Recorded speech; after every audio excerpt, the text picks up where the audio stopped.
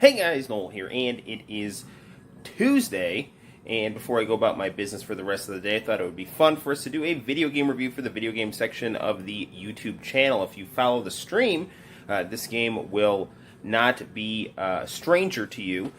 We played this game recently on our stream, but I thought it would be fun to do a review, a little more condensed.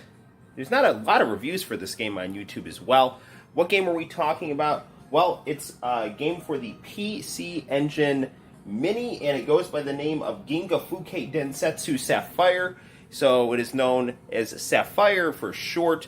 This is a masterful shmup, top-down shooter in the style of Space Invaders, but with beautiful scrolling graphics, polygons, anime cutscenes, vivid colors, great music, some photorealism thrown in there. This is a very rare game that pushed the PC Engine to its absolute limits. It came out in 1995, and thanks to the PC Engine Mini, we don't have to spend thousands of dollars to play this, which is what this game apparently goes for, because it is quite rare and requires a lot of unique, out-of-circulation Japanese hardware to play. So, without further ado, let's get down to playing some Sapphire on the PC Engine Mini, which is really the same size as the regular PC Engine. It's great stuff. Okay, here we go. So, we will position our camera like so, and grab our controller, also like so. Now, I actually beat this game with the help of our good friend, the Save State. So I can attest to how nice this game is from start to finish, although like many shmups of its time period, and just shmups in general, and any video game in general, the farther you get into it, the more difficult it becomes, and your save states will soon become your friend. If you really do want to challenge yourself and just start from scratch when you run out of credits, go for it. Good news is you can set up to 9 continues on this game, and you can pump the difficulty down to easy. So if you want a more laid-back shmup experience, which is what I tend to prefer, you are taken care of. This game is quite reminiscent, in my opinion, of Blazing Star, one of my all-time favorite shooters, due to its vibrant graphics, its anime character designs, its smooth gameplay, and just the power of the game itself. I mean, it pushes hardware from the late 80s and early 90s to be able to hang with the likes of the Sega Saturn, Sony PlayStation, and Nintendo 64. And it's not unusual for the PC Engine CD to be flush with cool anime cutscenes in intros and music and CD quality sound. And this game is absolutely no different. So it's very, very, very, very nice. And it is fantastic that it was included on the PC Engine Mini. So we're going to pump our difficulty down, pump our credits up, and we'll see where this goes. Now, we have 4 characters to choose from, each one a out-of-the-ordinary hair color, each one a different style of pretty girl. I'm always a fan of our standard first player right here. Fun fact is all you have to do is hold down the number 2 button on your PC Engine controller, and you will be able to fire with ease. So you don't really need to be constantly pushing the button. This is probably my favorite level of the game. It's the first level, so it's also the easiest level, but it also has a lot of really, really cool graphics that you would never expect the PC Engine to be able to pull off. But yet here we are. Take a look at these faces right here. So morphing faces out of a Michael Jackson music video. Maybe that's why Michael Jackson decided to get off of Sonic 3, right? He felt a sense of loyalty to the PC Engine for utilizing morphing faces. I have no idea. That's not true at all. Incidentally, it's such a shame that Sonic 3 is becoming increasingly hard to find. Another fun fact, right before this video, I just ordered Popeye on the Famicom, and Splatterhouse also on the Famicom, and Splatterhouse is also on the PC Engine Mini in a more iconic arcade-faithful form. You should absolutely check out the commercial to Splatterhouse, which is very, very good. The Japanese version. There's this creepy girl, and she's like, "Welcome to Splatterhouse." And this, like, really chimey organ synthesizer is playing, and it hits to the PC Engine logo. It's just beautiful stuff. 80s Japanese commercials. I mean, I just love Japanese commercials in general, but the Japanese commercials from the 1980s. I mean, the 1980s, in my opinion, were the apex of pop culture. Which is why I'm so cool, because I'm a product of the 80s.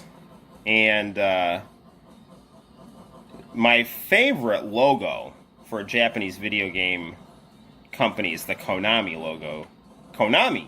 Do-do-do!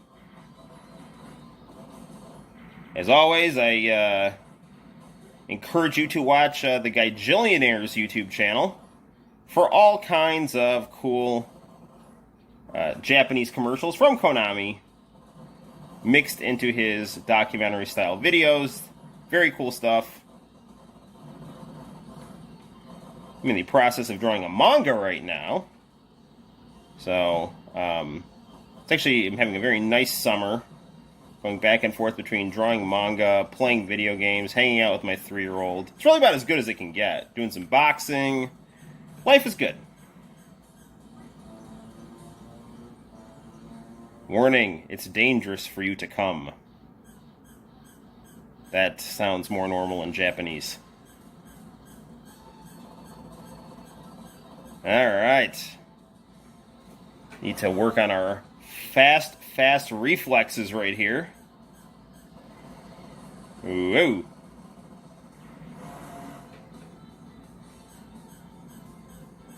These power-ups are plentiful and allow your ship to become more and more of a powerhouse. And again, such nice work being able... We'll actually switch our ship up here. See what else we got. We can throw bombs by hitting the number 1 button if we get into trouble. We get a couple of those, so use them wisely. I like to save them for a particularly difficult boss fight where we get into trouble. It looks like all hope is lost. You can chuck a major explosive at your rival here, and yeah, and we got him.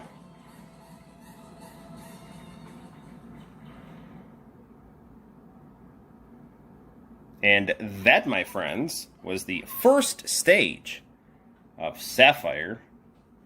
So the plot of this game is you're a futuristic police officer, and you are fighting futuristic terrorists who do things like abuse dinosaurs and prevent future people from having peace of mind.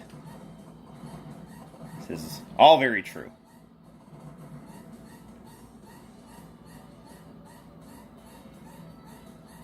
So just keep it in mind, guys, it's only going to get worse. Yeah, I don't know, people seem to comedically complain about the present, but, you know, as long as everyone stays healthy, this is actually a very prosperous, enjoyable time. People, I think, just get too carried away about feeling negative and dissatisfied. This green ship is a bit slower. But now that we've gotten our power-up, we can enjoy a nice wide range.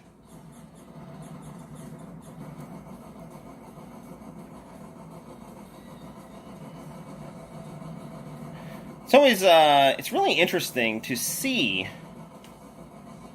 just how far the PC Engine is capable of going, because a lot of people will try to categorize the PC Engine as an 8-bit system. I think that's a little nonsensical, considering that graphically it is indistinguishable from a 16-bit system, and has, I think, in fact, two 8-bit processors inside of it, and 8 plus 8 equals 16. And if your games look the same as a 16-bit system, what's your problem? You got 16 bits in there somewhere, and the PC Engine can produce visuals that, at least in this game, are on par with the PlayStation, which is pretty insane. This game did require a special arcade hue card. So a lot of these older consoles, you know, the hardware at a certain point would serve as a foundation, and then the software would find ways to enhance the hardware.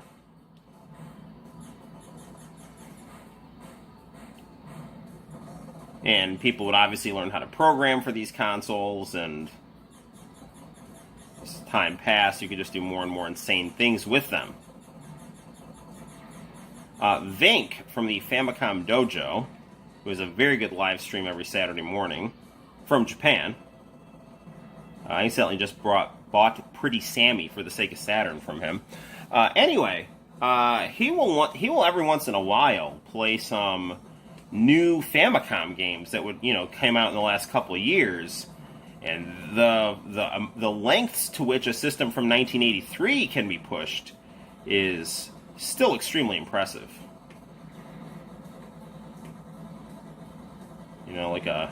Like a fine mayonnaise, it just gets better with age. All right, that is not good right there. Gonna try to sneak through these rolling disco balls here and get this power up.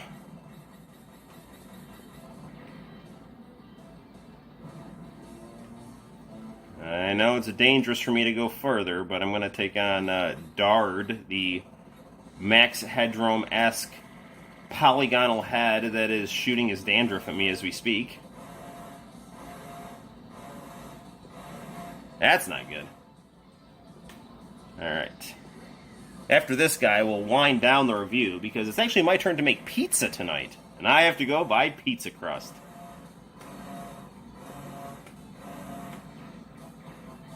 Do we have him? No, he's turned into Scorpion from Mortal Kombat. Or Sinistar. Choose your floating skull of choice.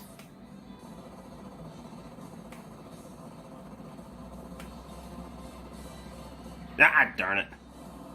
I really don't want to get a game over. I at least want to beat this guy here. Ooh.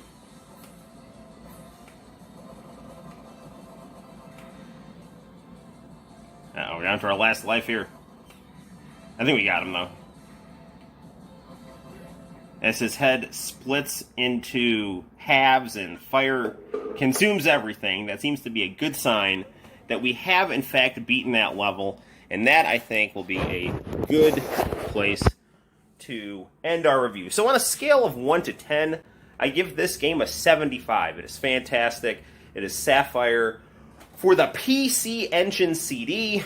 Conveniently playable on the PC Engine Mini. The system that went toe-to-toe with the Famicom and knocked the fantastic Sega Mega Drive into an honorable third place in a 3-person race of Titan gaming consoles in Japan. Till next time, guys, my name is Noel. If you want to see the ending of this game, please check out the most recent live stream, Noel Live 22. And check out the ending. It's very good. Keep on the lookout for more live streams, video game reviews, anime reviews, and all kinds of cool surprises involving my artwork and catchy Japanese tunes. Till next time, I'm Noel, you take care, and I will see you in the very near future. Like and subscribe. Bye-bye.